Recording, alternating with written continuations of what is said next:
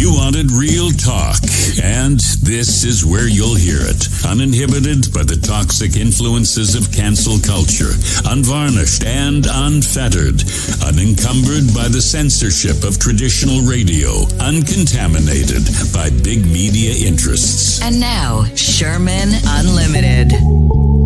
I'm astounded at the outpouring of emotion in favor of Lisa LaFlamme, late of CTV News. I've been fired from some senior broadcast positions for the wrong reasons, too. But no outpouring because, hey, some young Turk figured I was just too old to relate to life today. We call that ageism, and so no more me. No one ever signed any petition for me.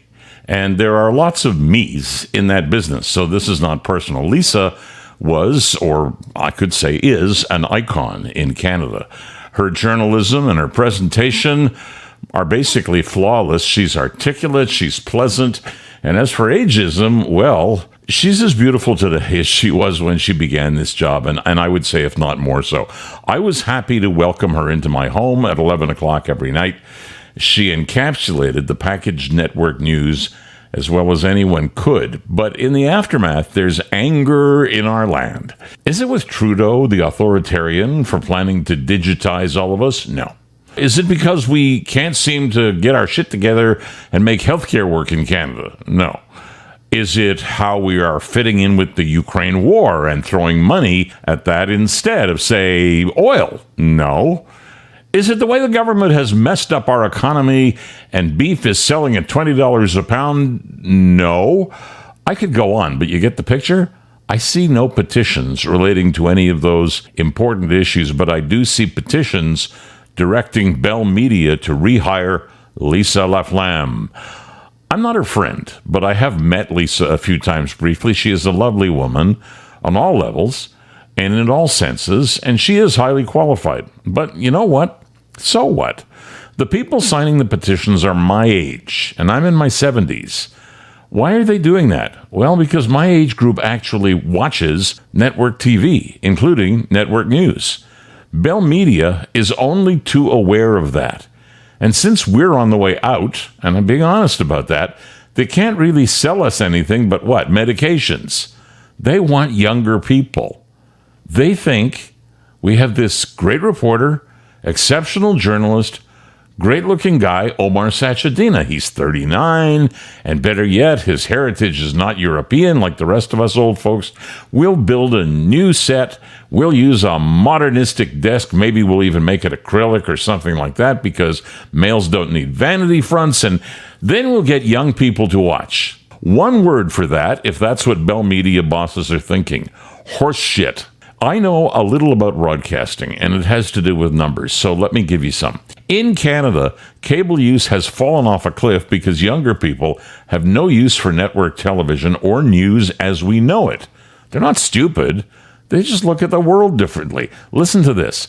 In 2021, a survey was done, and it found that about 80% of adults aged over 65 are connected to cable television, but only about 30% of adults aged 18 to 29 buy cable.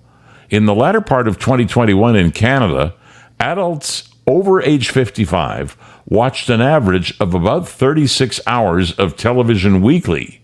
Teens watched about 10 hours. Surveys in 2021 also showed the main reason for so-called cord cutting or dropping cable from the household budget was cost. I know a number of younger families making good incomes. They have flat screens, they have iPads and smartphones, they have internet, and they use streaming services like Netflix, but they have no cable. Total households with cable in Canada right now are under 50% and continue to drop. In terms of news sources like newspapers, magazines, television, and radio, they're all in the skids. Internet is the growth medium, and younger people will simply pick up the news they want on TikTok or Instagram, whether you think those are legitimate news sources or not. Over 70% of people under age 39 get their news on their smartphones. So do you think, having heard all those stats, that BellMedia or anybody else is going to recapture the under 45 group because they fired a 58-year-old and stuck in a 39-year-old? The answer is not an ice cube's chance in hell. If network TV news is ever to become a force again, the desk, the street reporters doing stand-ups, the good-looking anchors, the urgent music, it's just going to have to go. The way news is presented will be entirely changed, and frankly, it won't amuse the 60 and 70-year-olds who are signing the Keep Lisa petitions. How do I know this? I'm still a broadcaster by trade, and I know the news is being worked on urgently south of the border. As we'd say in the biz, stand by. We'll keep you up to date. I'm Peter Sherman. In your face. If you have either been traveling this summer or just watching what that's about, you know it's a bloody mess. If you're in Canada like me, and certainly if you're in Toronto, also like me, you know Toronto Pearson Airport is an unmitigated disaster. You want to know how big a disaster it is? About 4 weeks ago, CNN did a check and published a list of the world's most messed up airports. I use messed up because it's a nice way of saying what I'm thinking. But by messed up, I'm talking about delays. I should have been surprised to find that the number one airport in the entire world for delays and screw-ups is Toronto Pearson. No reason to think that's changed much in 4 weeks, so I guess that's the way it is. We're the worst airport in the world. Of the top 10, none is North American except for number 1, us, and number 10, Orlando. The rest are all monster large Euro airports. Why do you think that is? Well, I can't say if other countries have transportation committees of their parliaments in place, but we do. Our transportation committee has been holding hearings lately, and I watched our Minister of Transport, or Transportation, in dialogue with them on this situation. Our transportation minister is Omar Al-Gabra, and he told the Transport Committee that the COVID-19 pandemic and resulting labor shortages are to blame for the significant wait times at Canadian airports.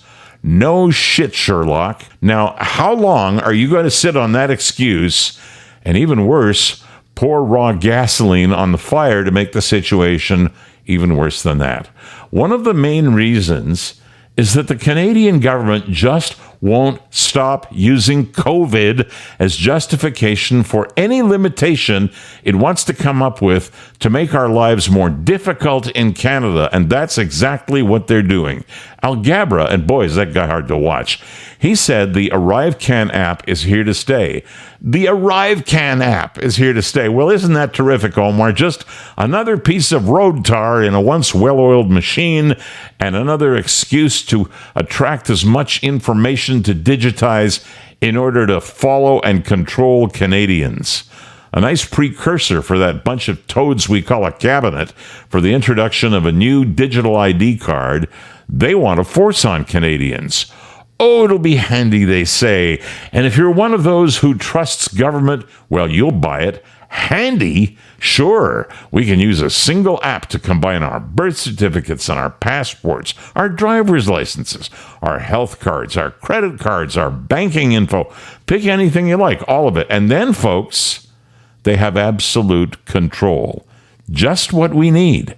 Absolute control in the hands of people like Al-Gabra, who can't even get a handle on turning Pearson Airport around and back to pre-COVID efficiencies. Of course he can't. They won't kill ArriveCan. They won't stop asking for negative test results. They haven't even stated that vaxxed or unvaxxed people will all have the right to travel. They could still withdraw the rights of the unvaxxed from people despite the science showing basically that spread has nothing to do with whether a person was vaxxed or not. I myself can show you at least a dozen people in my own personal circle, all vaxxed, all having had COVID. Not only that, you tell us it's about getting more workers. Didn't the ones we had get CERB benefits or another similar benefit while travel was basically not happening? Al-Gabra's office said the situation has been improving in recent weeks, but insane delays and cancellations have restricted Canadian airport operations for months. Al-Gabra said there is still work to be done. Really? But listed hiring more staff and moving random mandatory COVID-19 testing off-site from airports. Oh, won't that be great? As ways the government has tried to reduce airport bottlenecks. Really? Really? Well, Omar, go to the head of the class. Worst airport in the world. And did I mention worst airport in the world? What has happened to my wonderful Canada? Trudeau, an authoritarian control freak, is what happened. And I remind you, as always, that authoritarian is just a nice word, nicer than what I might reasonably consider using if things here get any worse. Let me be clear, and I am not repeating what anyone else is saying. This is me. COVID arrived here almost 3 years ago. It has mutated, but it has not left. It's not going to leave anytime soon. Read ever. And so, like the long list of diseases that can affect us, add COVID and live your life. Most importantly, don't let these bastards make you afraid. Take care of yourself and be reasonable in where you go, what you do, and in your interactions. I'm Peter Sherman. Sherman Unlimited. In your face. I'm not a kid anymore. Act like one sometimes, but mostly I'm not a kid. One of the signs my youth is gone is increasing medical issues. It's the way of the world. That, thank goodness, not serious ones, knock wood, but for example, I have cataracts, and they have finally ripened, and in October I will have eye surgery. My family doctor referred me to an eye surgeon at a well-known hospital. I went there on appointment. They examined my eyes. I was given 3 options. I could have a basic government-funded lens implant, or lens implants, considered excellent, or the B choice was a $500 uptick paid personally by me to upgrade to something considered a cut above. And the final choice was a $4,000 personally paid upgrade to what are called multifocal lenses.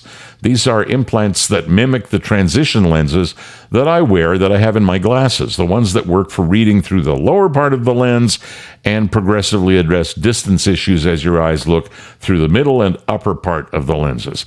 Not everyone can or should get those. In fact, my optometrist advised against the multifocal expensive ones due to a once-upon-a-time eye issue in one of my eyes that has been stable for years, but you never know, it could act up. So I'm going to go with the mid-level choice, and I'm going to pay the $500 at my option. Wait, this isn't about me. I just happen to be going through the cataract thing, so this often used example of privatization being for the rich is nonsensical. Anyway, I was told my surgery would take place in October, and that means my wait would have been about 4 months when it happens. I was also told it would take place in hospital, all OHIP underwritten except if I choose those upgraded lenses. Within the past week, I was informed the surgery is being moved to a private clinic. Why? Because operating room time at the hospital is at a premium, which in the wake of COVID is entirely understandable. So I am having my cataracts treated by OHIP at a private clinic.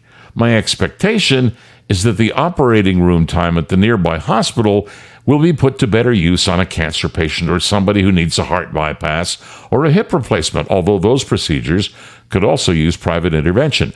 We have had socialized medicine in Canada for about 50 years.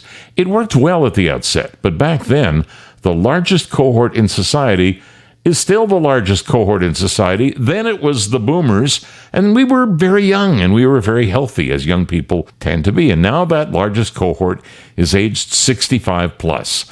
That's the segment of society that requires the bulk of physician and hospital time.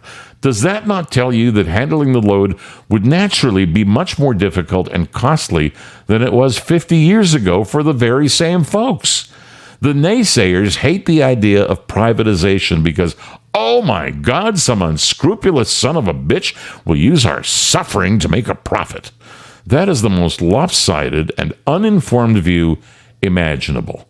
No one who has served in public administration and also run a business, and I've done both, would dare tell you that the for-profit community couldn't do an infinitely better job at almost anything than the public sector. So if it costs the public purse, let's say $10,000 for me to get my cataracts treated in a hospital, or the same $10,000 at a private clinic, why does that bother anyone? And frankly, the private clinic does only cataracts all day, every day. So who's going to be better equipped and more capable? And if they net $2,000 profit from it, why would you begrudge them? Especially when their work is also clearing the way for many more urgent procedures in hospital. This is not new. It's been done this way for years. Medical testing is OHIP paid, but often privately done, as is medical imaging, which means x-rays, MRIs, and so forth. In a hospital called Shouldice, north of Toronto, people from around the world are treated for only one thing: hernias. It's all they do, and it's been around since 1945. The foreigners pay thousands for the procedure, and very happily so, because Shouldice is great, and the locals pay nada. Nothing. Zip. And guess what? It's a private hospital, and it makes a profit. And that profit contributes back to running the provincial healthcare system. Personally, I'd rather we ask developers to build our hospitals and then lease them back to the government. The developers make some money, but we move away from spending hundreds of millions, even billions, on bricks and mortar, and instead we free up all that capital expense money and we move it over to the operating expense side, which means we can treat more people, we can hire many more qualified personnel, and we can get far superior outcomes in our health care. Privatization is not a dirty word. If used judiciously, it is a great opportunity. It's not about helping your buddies make money. It's about helping your citizens get timely and excellent care. There's so much more to this. People criticizing our nursing situation here in Ontario do no critical thinking and no research, and not much is needed. Do the research, and you'll see all of the provinces are in similar desperate shape, and the United States is busy paying bonuses to hire nurses from Canada as well as outside, and has been successful here in Canada with much higher salaries, bonuses, and guess what? Immigration visas to the U.S. Google nursing shortage in United States and you will find this. The U.S. faces a nursing shortage due to an aging population and retiring nurses, creating abundant opportunities for nurses nationwide. The need for nurses aligns with all-time highs in increased demand for health care. Sound familiar? Try this one on for size regarding Europe. Since COVID's outbreak in 2019, the European demand for nurses in particular has increased drastically. At this rate, the shortage is expected to reach 4.1 million by 2030. 4.1 million net required nurses by 2030 in the European Union. Bottom line is, stop taking a dump on your local politician. She or he has inherited this problem, and the fix is far from simple. Same with privatization. It is not a bad thing. If used well, it can be a literal lifesaver. More efficient, cheaper, and most significantly, it would bring our country into line with the vast majority of other countries, all using socialized medicine with that twist. Right now, we are in line with North Korea, and frankly, I prefer not to align with that country on any front. I'm Peter Sherman. Sherman Unlimited. Let Peter know what's on your mind. Drop him an email.